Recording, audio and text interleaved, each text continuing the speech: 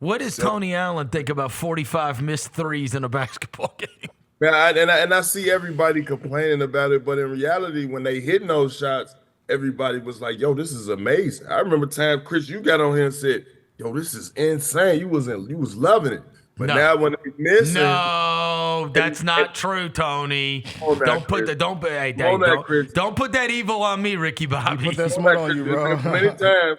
Plenty times you was like just so amazed about what the Celtics was doing shooting this three ball. You know how many shots they get up. But now when they don't fall and the other team push the ball back down their throat and play how the Celtics should be playing, attacking and letting the attack open up those threes, I think this is the result you're gonna get. They're not.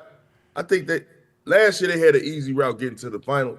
They did. I think this year is gonna be a year that the Knicks think otherwise, man, because they were more powerful. They even tried a defensive scheme with Coach Tibbs. You gotta give him his kudos. They put Towns on Tatum at times, and he still shot jump shots. I will say this, though. You feel like, and again, this is the whole basis of it. You're going to shoot 1,000,000 threes. They're going to sit there and say, well, they missed 45 threes. They just couldn't make anything. And over the course of 7 games, the math is going to work our way. We're going to hit enough. Again, we don't have to hit enough every time. We got to hit enough 4 times. And they are just going to fire them up. I hate it. 60 of them things. 60 of them things. I do. I know you said 60. That I have lauded it in the past. I can't stand that kind of basketball where it's just, I mean, they took 1 2-point shot in a quarter. One. Yeah, I don't want to watch a team shoot 20 shots and 19 threes. That's crazy. Yeah, who gonna remind Jayson Tatum that he's 6'11", bro? I mean, who's gonna remind Jayson Tatum that it's 3 things happen when I get the ball? I score, I get fouled, and I assist. Right. Like that should be the seek and destroy mindset he should have anyway. I mean, this is that time where shots. Some shots are not gonna fall, but we can't be looking at that. We got to be looking at trying to win the game. And trying to win the game, shooting all them shots don't represent trying to win the damn game, man. I mean, attack the ball. I don't think he understands. Well, also, like, loose balls. Like, you had Holiday and White that were kind of doing some role player stuff for the Celtics. But, I mean, you had Josh Hart was everywhere. Yes. You felt like he was always in the mix. OG Anunoby is a guy that we have not talked about a tremendous amount. That was a huge breakout for him last night with the 29 points. But also, he's the one getting the assignment the majority of the time. And there are all these stats that he has done a great job on Tatum throughout time. You have him, you have Hart, who's flying around everywhere, and then you have Mikal Bridges, who could not get a shot to drop for the life of him, and yet, like, just filled up the entire box score with steals and blocks and rebounds and assists, and including the game-winning rip away from Jalen Brown. And he played 50-something minutes in the game. That's real hooper stuff, That's the Tibbs to the extreme, Tony. Yeah, he gonna wear your ass down. For sure he gonna wear your ass 50? Down. 50. What's the most minutes you think you played in the NBA game, Tia? I think I played probably like a 48-minute game before. And you was what? You was gassed? No, I was in shape. Sorry. You think you played an entire game one time? No way. No yeah, way. When I played the Denver Nuggets. You played the most minutes you played in the game, Tony Allen. You played 50 minutes in the game at one point. What? It says Tony Allen's most played minutes in an NBA game were 50 minutes. Where that was it? What game? Oh, let me find it. Hold on. Let me try to find it. Hold on. God, that's 3 Lionel Hollins games. Let's see. Box score. Let me see if I can find it. Hey, I was fighting the good fight back in those days. 50 minutes. That take us 3 games to get to, TA. It said 50 minutes. Let me see when you play 50 minutes. Hey, because you're getting 18, and 14. 18 and 14. What's he, 6 on the clock? He coming straight out the game. My new position is left side of the coach. Let me see. Let me try to find it. Give me some time. I'll try to find it. 50 minutes in a game. Wow. I wonder if that was it had to be pre-ACL, right? Probably so. Probably after. No, post. I got stronger after. But listen, hey, who ain't catching no slack for this? Porzingis. He stunk it up yesterday, bro. And he was sick, TA. He said he got sick. He only played like 13 minutes. Yeah, he got sick of sucking. Tell him, Tony. Man, come on, bro. Tell him, Tony. You get sick of sucking, bro. He was trash. He was trash. He's the one that makes him unbeatable too. Like He was trash. He's the one that unlocks him. Yeah. He was trash. He was trash. Hey, I'll tell you this. Jalen Look, Brown was too. OG Anunoby with a couple of those big shots and the Mikal Bridges 3 down the stretch. You know who else? They also got our boy Brunson off the hook. He hit those 2 big threes, and then he threw that thing all over the yard twice. Hey, how about the travel where he just like held the ball in his hand before he made the move, and then the one where he drove in, turned around, and just threw it into the stands between 2 guys. It was like, what are you doing? Yeah, he ain't exactly the best playmaker all the time, but he can get a bucket. The one he missed down at the regulation. That's one thing you don't estimate about JB Big Body Benz, man. He gonna get it done. I ain't gonna front. He gets it done. He is. And he's got Holiday on him. They're throwing wings at him. He's throwing everything at him, and he is a bucket. My God, Yeah, he is an absolute bucket, and he's got so many like crafty moves. I cannot believe he missed that game winner. Seriously, out of 100 times, that's got to go in 98, right? Yes. Because that was such a great play, too. Towns hit him right on the run, and then pushed Drew Holiday off. How many times does he miss it? And on left side, it was a left side too. It was a right side. No, it was left side. Left side, yeah. Left side floated off the backboard, bro. He missed it. I'm like, Tony, I do have one where you played 48 minutes. You played all 48 minutes in a game. Was he in a Grizzlies uniform? No, he was in a Celtics uniform. It was December 15th, 2006 against Denver.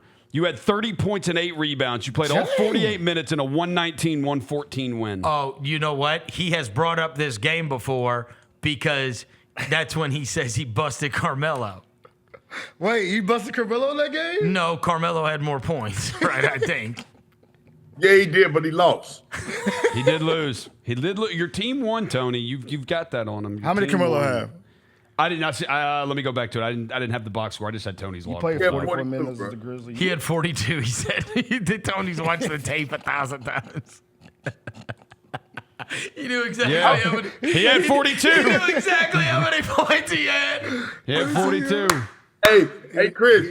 I'm probably the only retired NBA player watching his highlights more than anybody. Oh my God! Wait, you watch your own current highlights more than anybody else? Yes. Hey, you know what, dude? This exact game, he has brought. Look, and this is one that he would be top of mind.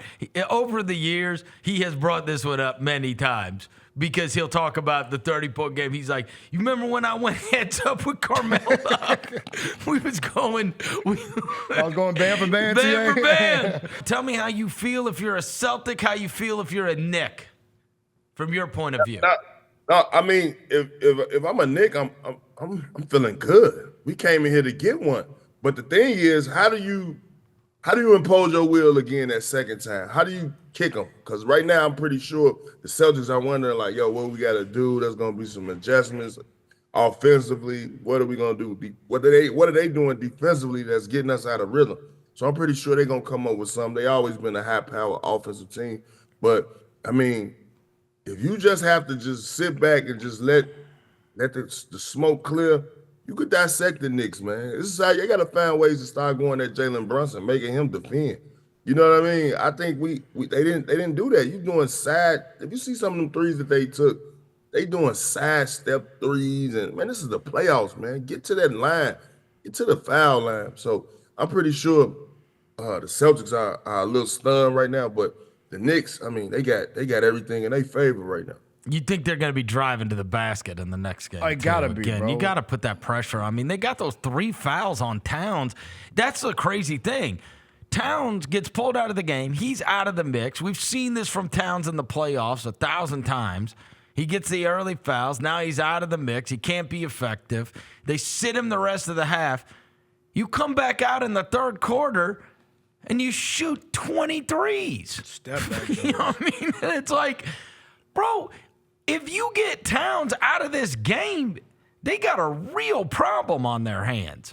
And instead, they just there was all kinds of fouls in the first half. There's 27 fouls called and 39 free throws. in the first half of that game. And then the second half, there was like 14 fouls called and 18 free throws the rest of the game. And like obviously that played into the Knicks' favor when that game ended up becoming much more of a war. I mean, it was a wildly inconsistently called game because they called every bump in the first half and got guys in foul trouble. And then the second half, they didn't call anything. Not that there was that much to call considering the Celtics were. I just thought the Celtics, like by shooting all those threes, you're also totally letting them off the hook. It was kind of wild. I don't know. That was bad strategy. Bad strategy. Jalen Brown, 1 for 10. Derek White, 5 for 16. Drew Holiday, 2 for 7. Al Horford, 1 for 5. Chris Vernon, a.k.a. Peyton Pritchard, 2 for 5. Sam Hauser, 0 for 2. Like, how about Derek White shooting 16 threes? 16 trades, TA. 16, bro, in a playoff game. And that's the thing, man. They didn't got comfortable like that all season, man. I'm telling you, man, it's been a lot of highlights this year where we praised them for doing that and just thought it was so amazing. It don't look so good when it's on the big stage and we getting these long rebounds, putting them as, fast break layups right down your throat. And it's like, go ahead, my bad. It's crazy. It was like you needed a 3 at the end of the game. They were scared to shoot it. Right. Like y'all all of a sudden scared now? Like Tatum didn't want to shoot. Then Jalen didn't want to shoot. Then they swung to Al Horford. Swing to Al Horford. Al Horford in the corner for the tie? Nah, we good, bro. We good. We good. Yeah, We good. that one Celtics basketball. Being a retired Celtics player and, being a fan of those guys for over the years, I didn't think that was Celtics basketball. That looked more so like the Phoenix Suns or Dan Antonio. I'll tell you this: you're much. I got it. You're a former Celtic. You're on a title team with the Celtics. You're always gonna love the Celtics. You're much more of a Knick in this iteration of the Celtics and the Knicks. I could see you on that Knicks team. I wouldn't be missing on the defensive end with those guys. Bridges, Anunoby, Hart. God. Man, those guys play with multiple effort. I'm talking about they trust one another on the defensive end. They cover for one another on the defensive end. Every possession too. They don't take it off. Even when they switch, they switch up into a player and getting in the stands. It's like you can see it. Tibbs got them boys on the string, man. So yeah, I wouldn't go on nutters on a team like that. But man, it was ugly watching them guys, shoot Why is Tibbs a good defensive coach? Because that's who you came up. That's who you came up with, and obviously had a profound impact on what you became. They say you eat, sleep, and breathe basketball, right, TA? Yeah, he do. That's all he do. But I mean, he demand that off the rip. I mean, there's been times where we practice and we thinking we about to do something as far as offense. Here he come with a defensive strategized game where you have to score. Well, only for you to get the point on the score, you got to come back down and get a stop. And he might call out a defense where, he want the bigs to either show or he want the bigs to be in drop or he want everybody to switch. Whichever defense he called out on the reverse end after you guys get the bucket, that's your point. We play games like that up to like 5, real competitive. And Wait. So the only way you get a point is if you get a stop? Yeah, like you get a, say you score, right? So now you got to stay on that score with a stop. And so we play games like that up to 5, and you be seeing him like one of those linebacker coaches talking to the players, like, "Come on, get up, man!" Like he real enthused, like he got a lot of energy. Like you love playing for Tibbs. Now I don't know if he got a little older now. He's been coaching for a while now. I don't know if he that into it now, but. He's always. I bet he is. There's so many players that say Tibbs is their favorite coach of all time just because he got that fire. You know what I'm saying? And he'll let you know if you out here playing hard, playing on defense, and keeping the main thing, which is the defense in first, and we'll let that dictate our offense. I think players can understand what they signing up for. You know what I mean? I think that's why all them guys together now. The Villanova clique.